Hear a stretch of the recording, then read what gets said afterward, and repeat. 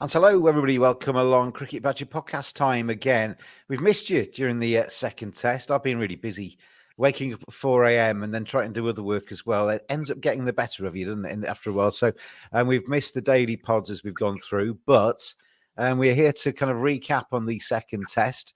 And what a piece in the series, 5-match series with 1-1, which I tweeted earlier that I think is probably a fair result so far in what's been a very interesting and exciting test series. Joined by Phil, Neil and Lucas. Lucas in Australia, Neil in England, Phil in England, but Neil an Indian fan, and Phil an English fan. Aussie Lucas giving us his neutral perspective, neutral in inverted commas. But anyway, we will see how we get on as we go through today. 106-run win, though, Neil. We'll start with you as the Indian crower on the podcast today. I think...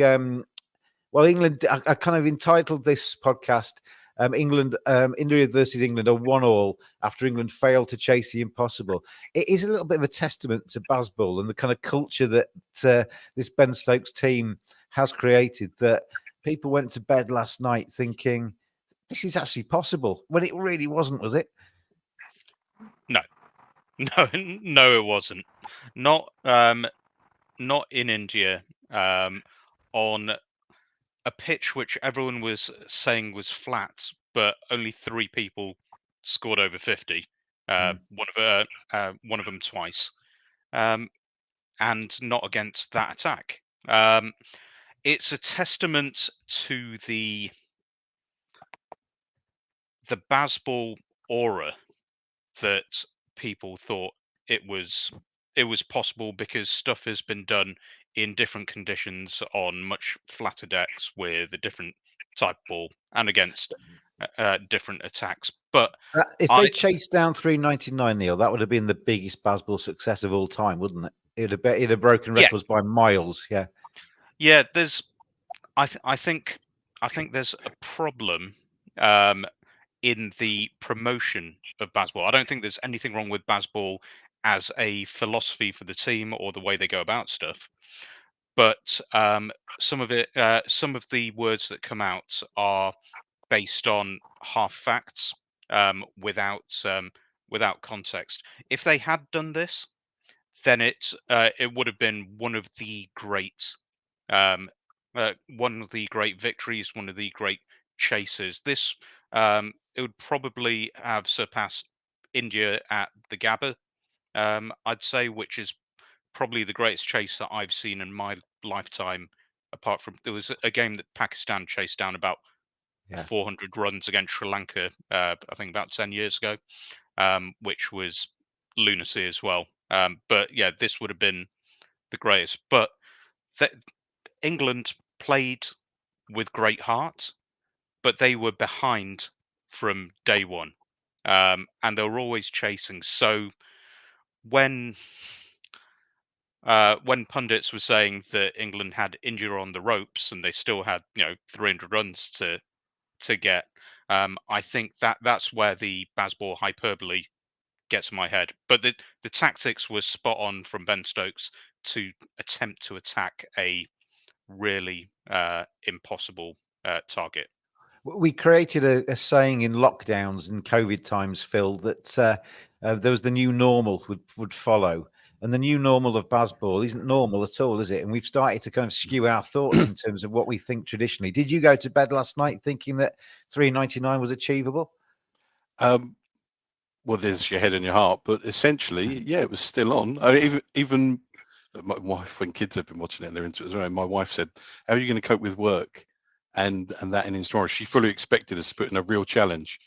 And to be honest, I think the Indians thought that the team thought that there was a risk, because the way they batted at the end of their innings, Ashwin was very cautious and very much looked like he was a man who was trying to squeeze every run out of it. There didn't look like there was comfort even in a 400-win lead. And I think I thought there, Phil, though, I just come in. I thought that wasn't necessarily about the runs at the time. I thought that was India being quite clever trying to eke out as many hours or minutes out there as they could with the last 3 wickets to try and push England's innings into deep into day 4, maybe even day 5, if England did make a fist of it. With the chance that Vizag pitch, I mean, Neil's been telling us all the way through this, and history does suggest that Vizag track, when it breaks up quickly.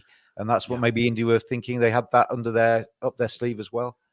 Maybe I'm not giving them enough credit, but I'd have thought that 250 was enough to be comfortable. Should have been comfortable on there, and I think that beyond that, I think India weren't concerned. I think they're a very confident team, bordering on the complacent at points, and I think that cost them in the first Test match, if I'm brutally honest. But I do think that they've been burnt, and they're buying into some of that hyperbole. And I do think there's an element of the mind games. I think the Aussies, I've just seen the message that the Aussies are still moaning about Bazball. Oh, they're in meltdown, the Aussies, all this Baz Bollock stuff and everything. I'll come on to Lucas, shall we, Phil? Because the Aussie reaction to Bazball at the minute, watching England play in India, there's all this kind of negativity around Bazball. Oh, look at the English and like cartoons coming out. You're scared, Aussies, aren't you? You're scared, Lucas. We fear, we do not fear England in any capacity. Yeah, you had if we were afraid of you had a chance in the Ashes, and you blew it there. So a home Ashes, what more do you want? We don't fear anybody in Australia, though we haven't, mind you, Australia have not played well this summer, and I'm very lucky that it's not England or India that played us this summer. But we still don't. You do fear then? That last statement suggests you do fear it. No, we'll take on anyone at any time. That's always been Australia's motto. Anyone, place, any time. I'm just glad this time it wasn't England or India. But for this Test match, I disagree where people say it wasn't flat. When the fourth innings team make 300 or 290, whatever they made, that tells me the pitch wasn't by any means a minefield.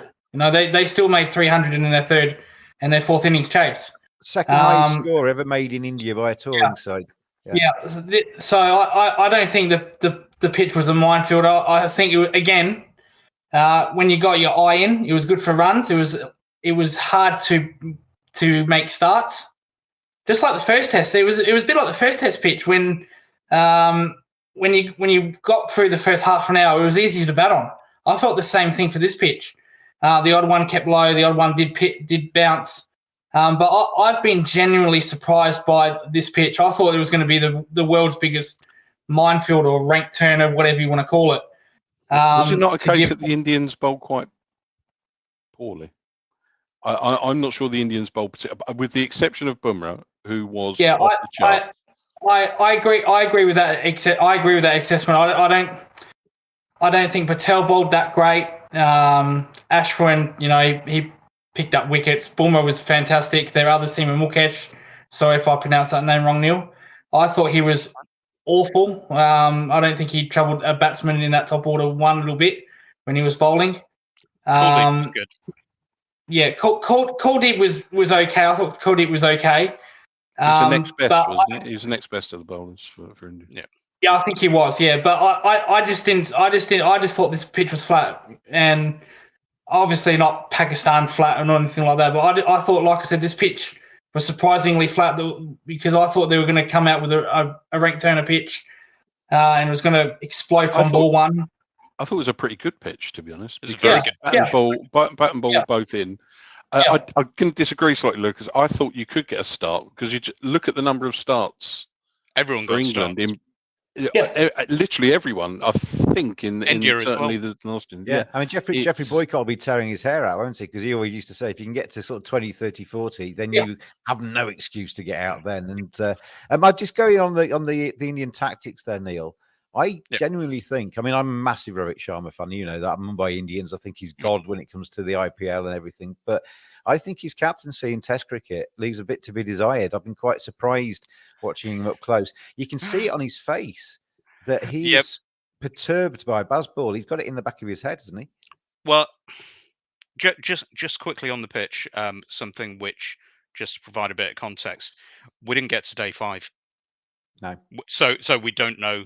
You made a yeah, good point on our WhatsApp group that because of the run rate these days, and because test matches kind of don't necessarily get to day 5, you take out the jeopardy of a day 5 minefield, don't you? Yeah, and that's one of the things about baseball. They accelerate the game so the pitch doesn't get a chance to deteriorate as much. But on Rowett, look, I'm not a huge fan of his style of captaincy in Test cricket. I think Virat was much better. He was a lot more proactive. I know we've had discussions about Virat being too emotional. I think I think I think Rowett. A Virat Sharma or a Rohit Kohli would be perfect. Somewhere halfway between the two. Well, I mean, our favourite captains, yeah, are Morgan and Dhoni, who are just complete ice. I find Rowett a bit passive. Mm. However, his his captaincy today, especially in terms of bowling changes at the right time, seemed to come off almost every single time. I think in the last test, especially when the ball got soft and Pope was able to get going with folks, it was very passive, and it was hard to say with the first innings of this test because Bumrah just came in and blew the whole thing up in like 6 overs. But I thought today actually it was pretty good. I think just going back to the Ashwin point, Ashwin was a batting for time to allow a pitch to deteriorate, which is a very standard traditional strategy for a third innings.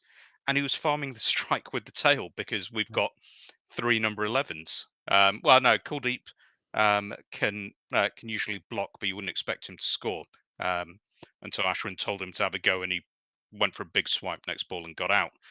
But he was just performing standard third innings tactics, which we've all seen a million times before in previous matches. However, how it was framed was that it was a fear of Bazball, and eking out every possible run in setting a target is kind of the point, isn't it? Yeah, It's not a I think derogatory thing. it goes back to what you said earlier. I think we're in danger of having Bazball in every sentence when sometimes it's not required. Sometimes it's just good cricket and sensible cricket and clever cricket. Just moving on to Phil, I was reading a piece by Tim Wigmore. He was really bigging up Rian Ahmed's. I think Rian Ahmed's not necessarily gone under the radar. He was raving about his Nike Hawkisms and stuff yesterday. But I think as a bowler, leg spinners don't tend to do very well in India. And I think he's done all right. He's taken 6 wickets in this second test. He's bowled a bit faster. He's seemed to be learning on the job. And I think, I was critical of Tom Hartley at the start of the first test. He's kind of punched me in the face with his response to that, hasn't he? But the untried and untested members of England's bowling attack have actually done quite nicely so far, haven't they? There was a rough old start in that first innings in the first test. I think Ahmed is certainly making I think they're all making progress actually. They're struggling to hit that length, but with leggies, young leggies, hitting a length is half the battle. And his all-round contribution in the field with the bat, with the ball, it's positive. I have to say that I think if they were going to trim the spinners down, I think he'd probably be the likely one to go because he is expensive. But leg spinners are. It's he's learning. This will be invaluable. We won't see the benefit of this series for Rehan. He might pick some wickets up. In the future, we'll see the benefit of this series with him. It's like a It's university, hard to this, make isn't it? him It's learn. like this is like going to lectures. They're learning on the job, and it's a great education for the young spinners that England have. And hopefully, if they keep faith like they do with other people in this England squad, they'll reap the rewards further down the line. Aman Patel's been in touch. Hello, Aman. He says Neil's looking a bit sleep deprived there. He says, hope he gets a good night's sleep now that the game is done. I'll tell you one thing from watching this series from England, setting your alarm for 3:50 or whatever. I actually woke up before my alarm this morning. It is crackers, isn't it? I'm supposed to be working this evening and I have to have some sleep this afternoon, Neil. How are you going to cope? Early night for me tonight. Although there'll probably be another episode of a TV program. I love it. 9 o'clock, and I'll just repeat the pattern, and then I'll find out, that TNC have got the New Zealand South Africa match, and I mean, just before we, just very briefly in passing, Rachin Ravindra, what a 12 months he's having in his rise up the New Zealand ranks. Double century for him, fantastic from him. He was great in the World Cup as well. Lucas, you never sleep, do you? You only live once, James. Why waste it on sleep? Famous James Bond quote there. If you're from Die Another Day, if you haven't watched the movie. Nobody comes on and mentions the fact that you look rough, because you just generally do, don't you? It's the beard. I've got to trim the beard, don't I? While I've got you unmiked there, the Ben Folkes has taken a lot of plaudits for his performance in the second test. Some tremendous catches off the spinners. I wasn't disappointed with him in the first test. I thought he had an average first test, but I thought a second test match absolutely outstanding from Ben Folkes. Yeah, first test match average. He wasn't good. He wasn't bad. He was just average. But yeah, this second test match, it was absolutely fantastic. And mind you, so was KS. I think KS has been brilliant this whole series, keeping wise. Two very good keepers in these conditions, aren't they? Yeah, extremely good. What impressed me with Folkes is his foot movement and keeping his hands low compared to the first innings, where he was kind of rushed, kind of rose up the ball too early, in my opinion. But mind you, he's not in a first choice keeper.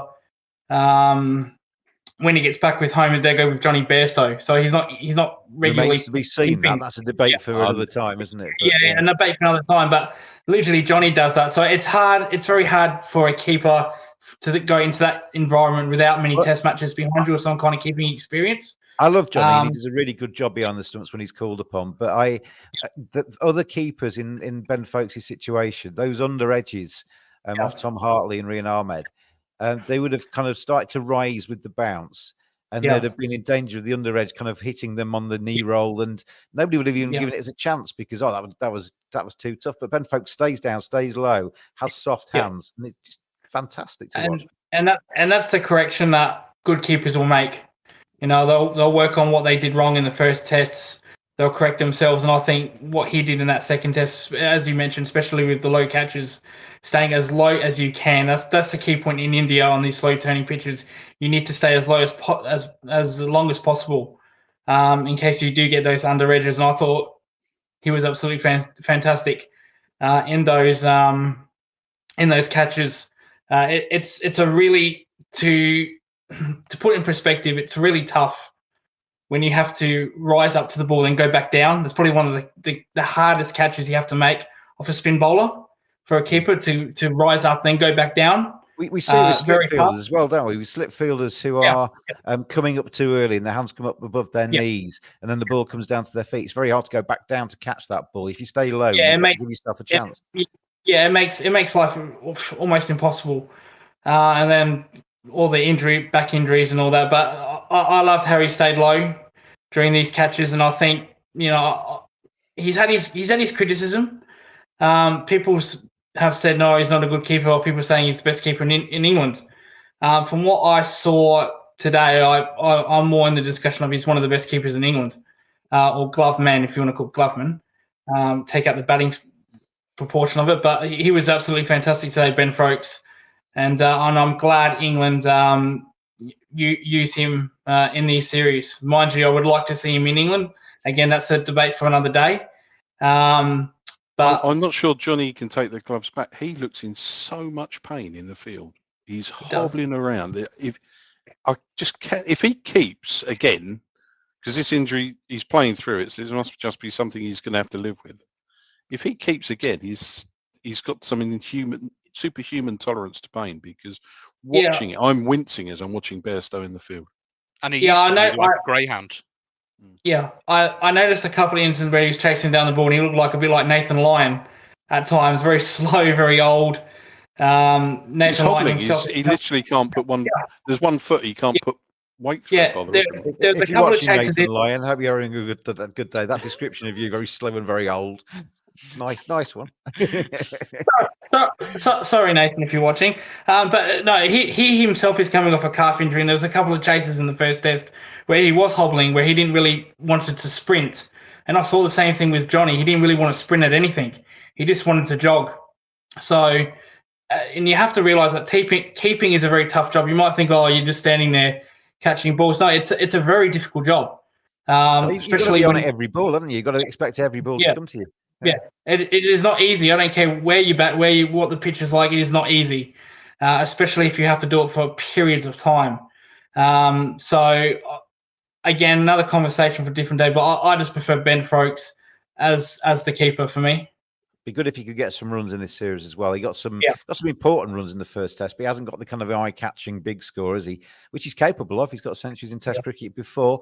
And Phil, Jaiswal, let's go into the first innings for India. Great in the first test, missed out on his 100 in the first test, made sure he got his 100 in the second test, went on to get a double 100, 209 for him. His story, I mean, I don't know if you know his backstory, but he is one of the big rags to riches stories of IPL Indian cricket in recent years. And he looks hungry, he looks keen, he's determined. I mean, Shubman Gill got 100 in the second innings. He's the other young star of Indian Indian cricket, full stop. But Jaiswal's just something special, isn't he? You take him at Essex, wouldn't you? God, yeah. Well, unless I'm opening, of course. But he looks cracking. I mean, I don't know much about the backstory. You mentioned it in one of the earlier pods, and I understand that it's a great story. In terms of his approach, he's ultra confident. He's taking on our spin attack and putting them to the sword. Quite frankly, he's looked in terms of form head and shoulders above certainly everyone in the Indian team. Pope obviously had that great innings himself, but has not fired in the other innings that he's had. But he looks like the man that we need to get round. And if you took his innings, it's his innings that's won this test in the same way that Pope's did in the first test. He's won this game for as much as Bumrah contributed with his wickets. He's the man that I say has won this game, and he's the one that we've really got to target for the rest of this series. I think if we get him, there's a few chinks in the armor at the moment in terms of form that the Indians need to work through.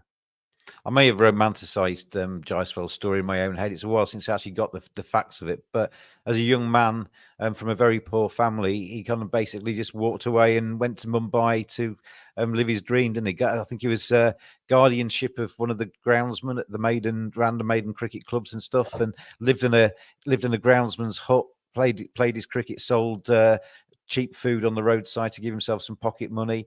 And has now got IPL deals, Indian stardom, and his family are obviously benefiting. That type of fortitude is what you need, isn't it? That's made him. As we talk about hunger, particularly with tennis players, it's clearly driving him.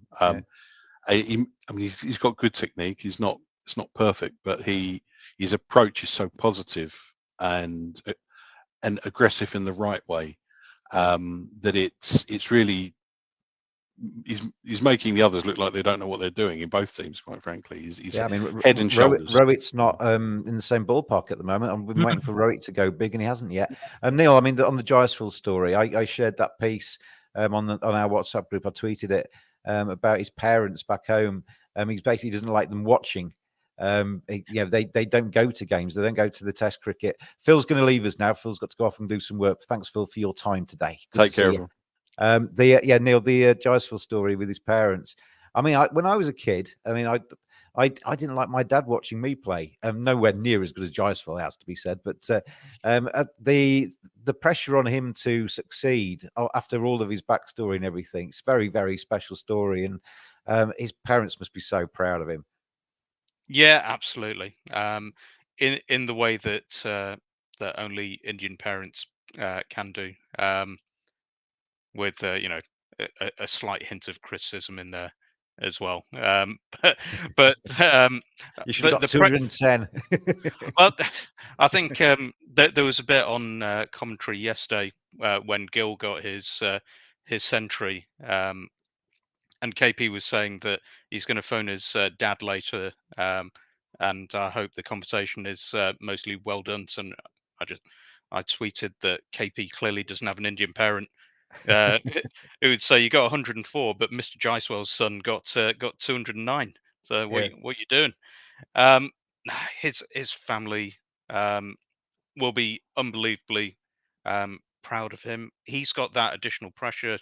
Being, I can't really empathize, coming from a middle class family, but a guy who makes it from a really poor family becomes the breadwinner for the extended family. So he's got that additional pressure to keep going at the same time, like you see with a lot of the West Indian T20 stars who make it big. I They was thinking are. with in the same way with pushy parents, with like Richard Williams and the Williams sisters and all that kind of stuff. That for all of the successes, like the Williams sisters with pushy parents, and for the Indian rags to riches stories like the Jaiswals actually making it, there's probably another 1,000, 3,000, 10,000 that have kind of left home at 12 and kind of got on the road to try and become cricket stars that haven't made it. Yeah. I mean, the numbers to make it in Indian cricket are just insane. And Jaiswal's a prodigy. He played the under-19s World Cup and was head and shoulders above everyone else while being 2 years younger than everyone else. I think he's the youngest person to hit a List A double. I think his first class record, he scores more centuries per innings than anyone apart from Bradman. I think it's about 30 games, but he's already got something like 13 or 14 first class centuries, which apparently is just a little bit more than Adil Rashid, according to someone on commentary. Very good batter, Adil Rashid. Saw many of those centuries myself. But we're going to take a very, very quick break. Going to say thank you to our sponsors on the Cricket Badger podcast, manscaped.com.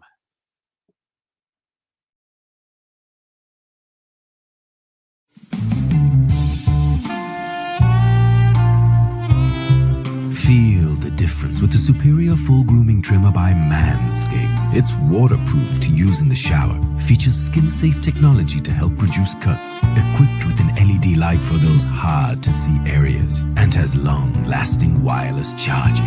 Order online at manscaped.com.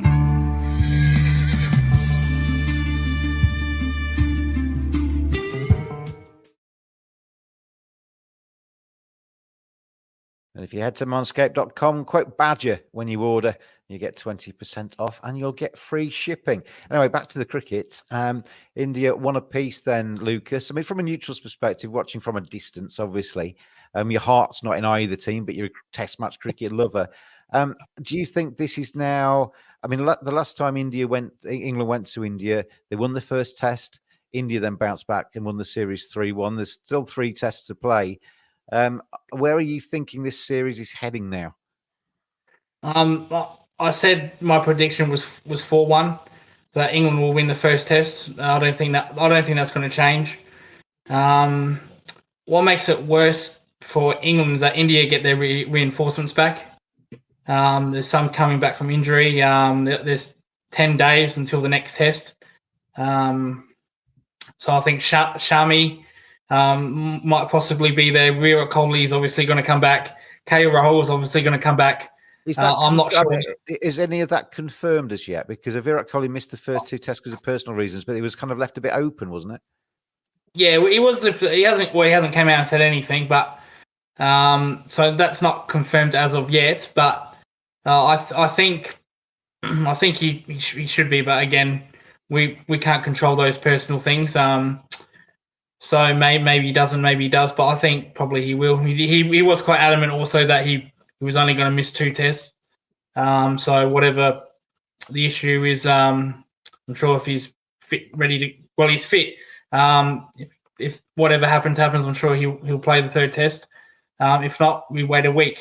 That's the thing with India, Neil, isn't it? They're missing a lot. I mean, obviously Rishabh Pant's been out for some time, but Shami's out. Jadeja's missed this test. KL Rahul's missed this test. Virat's out. So there's 5 first teamers there who would have been playing, everything else being equal. But so that there are potential improvements to be made to this Indian side yet. Yeah, and in places where they need, where they're most needing the improvement, second pacer, Mukesh had a poor game after having a very good game in South Africa. Very early into his Test career, but I think his first class record says as well that he'll be a willing workhorse rather than a superstar, which is fine. But we've never really replaced Ishant in that sense. And Kohli and KL are top class internationals in tests and actually the other formats as well. And our middle order, well, what our middle order get? They all got between 20 and 35 in the first innings. And And England pretty much did the same in the second, didn't they? It's bizarre. And a Kohli would have loved this this pitch, especially in the first innings. Well, who'd really loved this pitch is Pujara in the first innings, who is also the player that the Aussies are most scared of after his last two tours down there. But yeah, no, the middle orders looked weak and inexperienced in comparison to the rest of the team.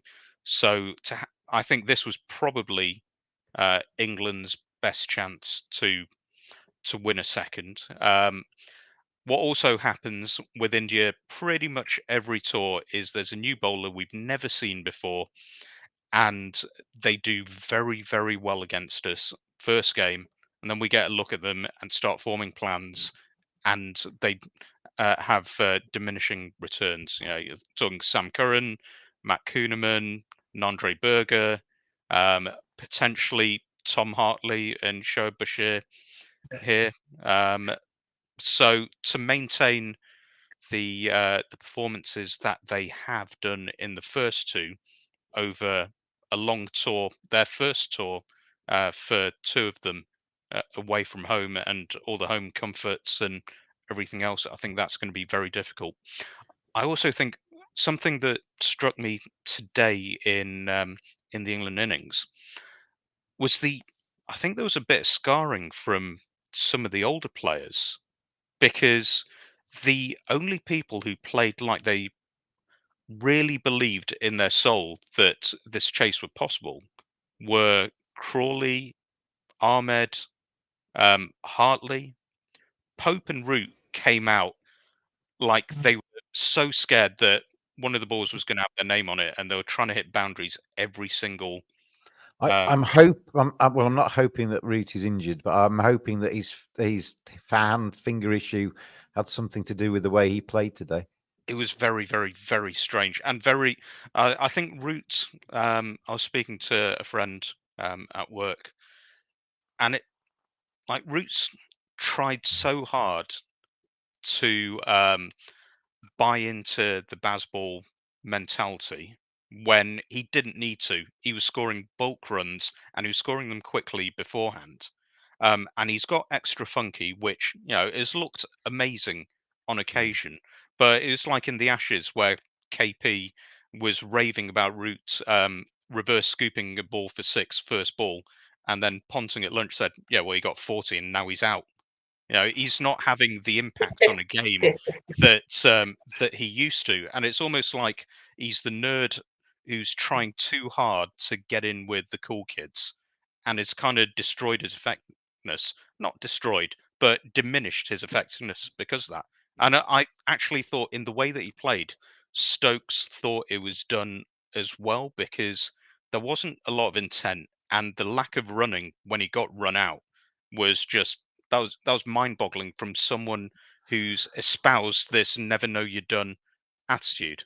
I tweeted earlier that I thought one of the I only mentioned one downside of Bazball was that Joe Root has played differently in the Bazball era. It hasn't always been without success, it has to be said, but certainly in this series. And I was criticised for saying, "Oh, you're picking out the one thing that's bad with Bazball when everything's fantastic with Bazball." There's always good and bad with everything. Every strategy you have has downsides, and I think the one player that didn't need to change anything about how they play was Joe Root. He was already A1 and very, very well equipped for Test cricket. No harm in. He's always been somebody that looks to improve himself and looks to be better and doesn't rest on his laurels. But I don't think he needs to have all of these little bells and whistles on his already Rolls Royce of a game. Just get back to the Rolls Royce. The Rolls Royces are good enough. Let's move on to Jasprit Bumrah or Jimmy Anderson. We don't need to go on forever about how good they are because we just know that they are very, very good. Jimmy 41, absolutely amazing. Jasprit Bumrah, wow. If I was to give you a choice, they're both ageless in this choice. Which one would you pick, Lucas? I think Jasprit Bumrah has proved to himself he can do it in different conditions, which would pick Jasprit over Anderson. Anderson struggles in Australia. Mind you, with the pink ball, he was all right in that Test match. I think that's the only time he's taken 5 wicket haul was with that pink ball, and he's really struggled since. So I would take Jasprit Bumrah because he's an all conditions bowler. Now, if you want to pick and choose, or whether they're going to have this series here, have this series there, maybe Anderson. But as a genuine all condition bowler, I want to take Jasprit Bumrah. I mentioned this earlier in the series that India's seamers do a hell of a lot of damage compared to opposition seamers. And again, not that James Anderson was bad, he's very, very good. So surprisingly good. I'm surprised the way he bowled. I'm surprised why the hell didn't he play in the first Test? Because that's what he is, a line and length bowler. He'll look for swing. He'll get you testing the edge of the bat 99% of your time when he's bowling. And he just gave Ben Stokes that little bit more control than Mark Wood did. He had, he could trust Jimmy Anderson to reel off 5 overs and go for hardly anything. And when Wood was bowling line and length, not short and fast, that threw me off even more. That was unbelievable because you don't get that from opposition bowlers. So to do that was absolutely remarkable. But Jasprit Bumrah's swing, reverse swinging, that was incredible. That Yorker to Ollie Pope. I think that picture will go on folklore for the next 100 years of all the stumps out of the ground and Ollie Pope just in some kind of rugged mess. Having said that, I've been very that photograph was like somebody had thrown a hand grenade at Ollie Pope, wasn't it? Everything was just flying away. Stumps carting everywhere. But on Ollie Pope, I was disappointed with this Test match with Ollie Pope. And once again, the problem with him is consistency. He made the beautiful 200 or so, 190 in the first Test and the second innings, and then hasn't backed it up. Mind you, that was a hell of a ball from Bumrah. No shame in that. Yeah, try not to do that for 4, Lucas, when you play next time. Yeah. Exactly. No, thank you. I don't want a broken toe. Second dismissal, I was, that was pretty disappointing. But that's the one problem with Ollie Pope's consistency. We know he can do it. I said it in the first Test that he probably won't make a 50 after this Test match. He'll probably take 20 innings before he scores another 100. So I think he needs to do it more often basis. But I think, Bumrah, amazing bowler. I think his average is better than the top 4, better than Cummins. But yeah, world class, and he's underrated compared to the other bowlers like Cummins, Stark, Hazelwood, Rabada. And no one really talks about Jasprit Bumrah that much compared to those other bowlers I mentioned. So he's world class, and at this point, he's probably the best seamer in the world right now.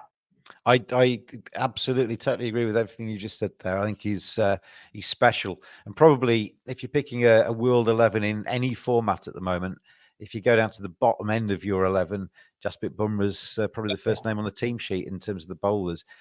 Absolutely exceptional. I imagine you agree with me, Neil, so I probably won't labour that point with you. But I just want to talk about Zach Crawley for a second as well, because 2 lots of 70s. If you're going to be hypercritical, you could say he threw his wicket away in the first innings, but that's being hypercritical because it was the way he played that got him to 70 in the first place. And maybe got a slightly dodgy decision, maybe in the second dig. Neil's shaking his head. Ben Stokes isn't. But I've been massively critical of Zach Crawley in the past. We've talked about him on this podcast. He was averaging 20 or something and looking like a rabbit in the headlights, flashing outside the off stump, edging to keeper or slip for most of the early part of his career. And at that stage, and I'll stand by everything I've said about him, at that stage, he should have been sent back to Kent, learn your game a little bit more. Fair play, though. He has obviously worked very hard. Because in this test, I was watching him quite closely from the side on cameras, playing the ball right underneath his eye line. Some of his shots were really crisp, and today he's playing the conditions, Neil, because he's learning how to, or he's learnt how to what to leave off Jasprit Brummer, what to hit, and he looks a far better player now. In the last 12 months, he's come on. He's probably improved by about 300%. Yeah, I was an absolutely massive critic of him. I'd say probably up till the Ashes, and even at the Ashes, it was still a case of one superlative innings along with 5 standard ones. But I think in all 4 innings, he's played really really well. Yeah. He was absolutely superb today. He's very calculating now, in terms of which balls to attack, which to respect, which to defend. He played out a maiden first up from Bumrah because he knew that Bumrah was the major threat today. And it's even more stark in contrast to the way that Pope and Root played. But he was absolutely excellent in both innings and in the first test as well. Just on the Kuldeep dismissal, and I was just listening to the final word while I was working about an hour ago. And Adam Collins said that actually Mitchell Stark gets this sometimes. The camera from which we see the TV pictures is not right behind the and straight in line with the wicket. Whereas the one used for DRS is. So there's a certain level of parallax there. And I know it from working means, when I used to work at Headingley, there's a gantry because all of your test wickets, your international wickets, are right in the middle of the ground because you play your other first class games and your other one-day games on the edges of those, and you have a gantry there for the TV cameras when they come, and obviously not every single TV camera can be in the same place. So you put your one that's going to make the adjudication on your DRS is going to be right behind the middle stump, and then the other TV cameras are obviously off to the side a little bit. and because of that, you get a bit of an illusion because you think you're right behind the wicket. That stuff, and he said Mitchell Stark when he gets LBWs, it looks a lot of time like it pitches outside leg to right-handers because you're looking at it from an angle, and then when it comes up on DRS, you see actually it's pitched, just inside, It's and a that's little bit fine. like when you're watching the football on the television and you're trying to work out yourself whether somebody's offside or not from a camera that's nowhere near along the line of the play. So hard to do that. But yeah, I'm really excited about the rest of the 3-match series. I don't think England win it. I still think India win this series. But Rohit said at the end of play today, I mean, we talked about it getting into his head, Bazball. He kind of was obviously a little bit less. He didn't say that, but he did say that they're very aware of how well England have played over the last 2 years, and obviously treating them with respect, and they're giving them a very good series, which is all I think all us English people wanted. Because it's always the hardest series for England to go away to India. Whatever you say, Lucas, India is the hardest one for England, and I think they're equipping themselves very, very nicely indeed. I saw on our WhatsApp group, Neil, we're looking ahead to the third test. Obviously, there's a little bit of a gap, isn't there? It's not back to back this one, but the third test in Rajkot starts on the 15th, is it, of February, day after Valentine's Day. But that is potentially a little bit more of a batting track, isn't it? Historically, yeah. This is where the Viranis come from, I understand, isn't it? It is. It's where my dad's side of the family is from. My mum's side is Gujarati as well, but Viranis are from Rajkot, and historically a bit of a road. I don't know what the pitches are like recently. It's Pujara and Jadeja's hometown. It might be where Jadeja scored his several triple centuries at domestic level. So England played there in 2016, and it was a draw. I think Stoke scored a century before we won the next 4. Possibly played there next time round as well. But yeah, traditionally very batting friendly.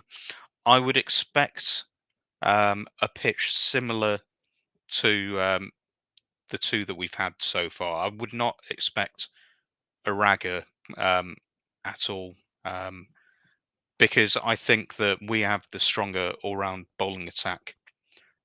So, and we've got, you know, we've got a nuclear weapon in Jasprit Bumrah, and Ashwin as well to a certain extent. So there's a real point of difference in that strength. You've upgraded his weapons grade there. I went for a hand grenade. You've gone for a nuclear weapon. But yeah, he's rather good, isn't he, Jasper? That 6 wickets in the first innings. I don't know how you face him. I honestly don't. Kind of trying to imagine the other day what it would be like. Obviously, with my far less ability to actually bat against a Jasprit Bumrah. And I think it would be interesting. And as Lucas hinted, probably a load of broken toes in the process. Lucas, looking forward to Rajkot. Would you agree with Neil that it's going to probably be a very similar kind of track? I mean, you've said you've been surprised so far with the surfaces in the series so far, but it seems to be what India have settled on for certainly the early part of this Test series. Yeah, these two pitches have been what it was like in the Australian series. Good for both. You cannot complain. The only pitch I complained about was the fourth Test pitch, where it was flat because India only needed a draw to win the series or draw the series. I think Australia needed a win, and they just made a complete road and just killed any hope. If you're India, why wouldn't you? That's not fair. Virat needed a century as well. Oh, of course. He did. Yeah, it was the only century he was going to get in that series. Trust me. That was when we tried Travis Head opening and he made 90. It was that flat. So no, I don't think we'll get that pitch. I agree with what Neil said. No, these pitches have been surprisingly good. There should be no complaints by anybody with these two pitches. The minefield pitch that I thought would be this Test, but that didn't happen.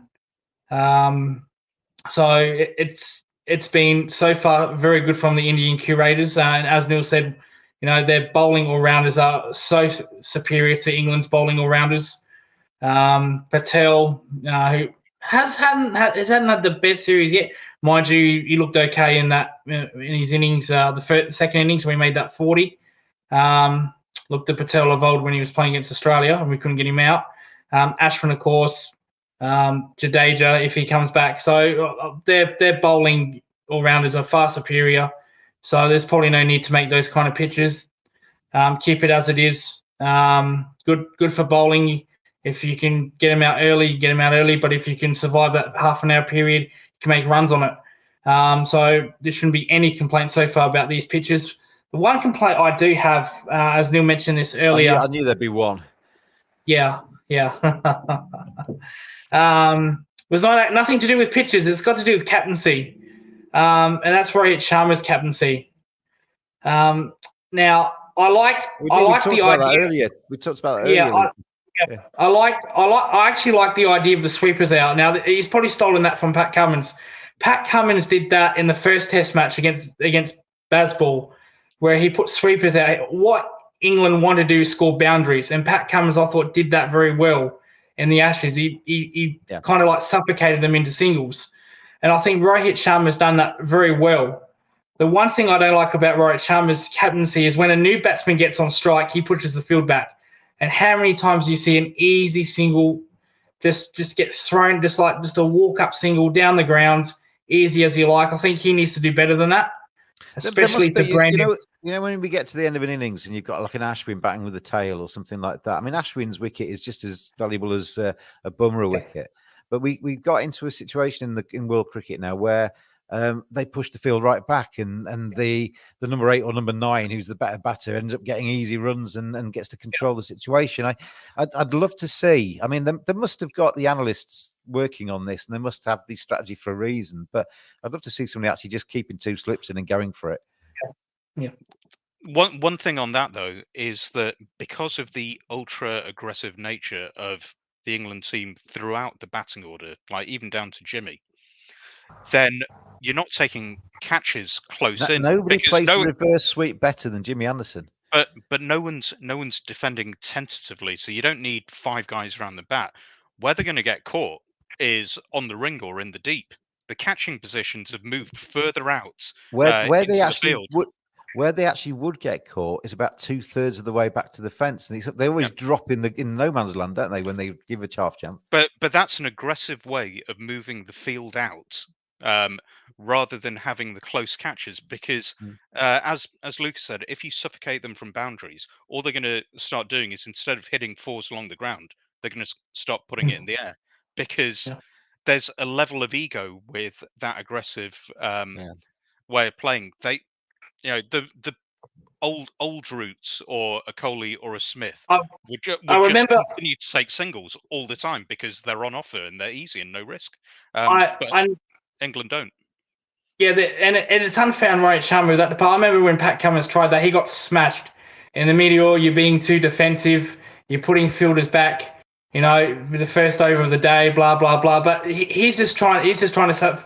So Pat Cummins and Rohit Sharma, they're just trying to suffocate the boundaries, which England want to score. That is this whole baseball thing, is boundaries. They don't want to take singles. They don't want to run 2s. They want to score boundaries. You take away their boundaries, they become like anti-baseball. They go back to the normal run rate. So I think it's unfair that Rohit Sharma or Pat Cummins at that day, probably the nicest thing I said about Pat Cummins. Can you believe that? That they get too heavily criticised for that. Well, I think it's a good move because it negates their boundary powers, which what they want to do. I don't think you realise just how lucky you are to have Pat Cummins. He's a god amongst men. He's even married a Yorkshire girl. He's an incredible player, an incredible human being. He stands up for what's right in the world. And honestly, Lucas, you should really be ashamed of yourself. And we're gonna wrap things up, gents. Enjoy your next 10 days, because they have 10 days now before the next test starts. Gives England a full week of golf, doesn't it, Neil? That's what a way to spend the next week. And then they can rock up at Rajkot and have a couple of days training, and then away they go again. But this series is set up beautifully, I think. Well played, England, so far. They certainly, I think, are worthy of their 1-1. And I think India were worthy of winning this second test. So honours even. And we look forward to test match number 3. Thanks to Phil for earlier. Thank you, Neil. Thank you, Lucas, for your time as always. And cricket badges around the world. We will see you again next time. Enjoy your 10 days off, everybody. We'll see you soon. Cheers all.